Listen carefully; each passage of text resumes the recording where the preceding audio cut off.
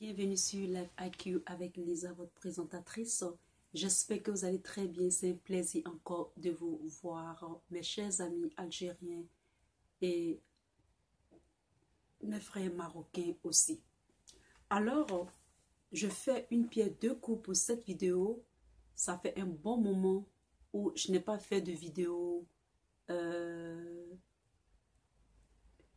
vidéos de faits divers pour l'Algérie depuis, comment on appelle ça déjà, depuis l'accident des avions. Et aujourd'hui encore, je fais une autre vidéo de faits divers qui m'a beaucoup touchée. Dans l'actualité de cette semaine ou de maintenant, tous mes autres frères se sont accentués un peu sur le choléra. Et ben moi, je me suis dit, ben je vais m'accentuer sur ces deux faits divers qui m'ont beaucoup touchée. Alors, cette vidéo, c'est aussi pour le Maroc et cela m'a beaucoup attristé. Et aussi pour mes chers Algériens, mes frères. Alors, le titre de cette vidéo est tout simplement Algérie-Maroc. D'abord, Algérie, peine capitale pour viol d'enfants, et Maroc, une pensée pour Khadija, torturée et violée pendant presque 1 mois et demi ou 2 mois.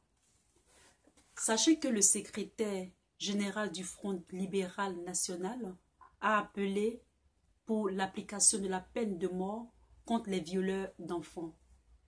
Ces propos ont été rapportés par la chaîne satellite le 23 août 2018 et réagissant ainsi face à l'assassinat le 19 août d'une petite fille innocente de 9 ans à Oran. Monsieur le secrétaire général, vis-à-vis de cet acte ignoble, n'a pas été le seul à relayer cette histoire dans une position catégorique qu'il en ait été mis au jour. Alors, la peine de mort sur la place publique pour toute personne coupable de viol pour enfants après jugement équitable avec rétablissement de preuves irréfutables.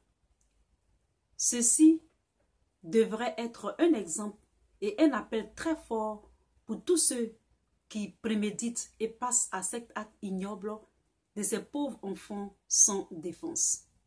Alors ici, nous allons partir, je vais vous relater un peu le fait sur cette petite enfant de 9 ans. La petite histoire derrière cette vidéo est que la petite s'appelle Sabile. Elle s'appelle Sabile. Elle avait 9 ans et elle a disparu le samedi 18 août de la cité El Yasmine à Oran. Retrouvée le lendemain dans un sac plastique dans une autre cité. Aussi, dans cette même période, une petite fille avait été enlevée, violée et aussi étranglée. C'est-à-dire avait été étranglée par strangulation.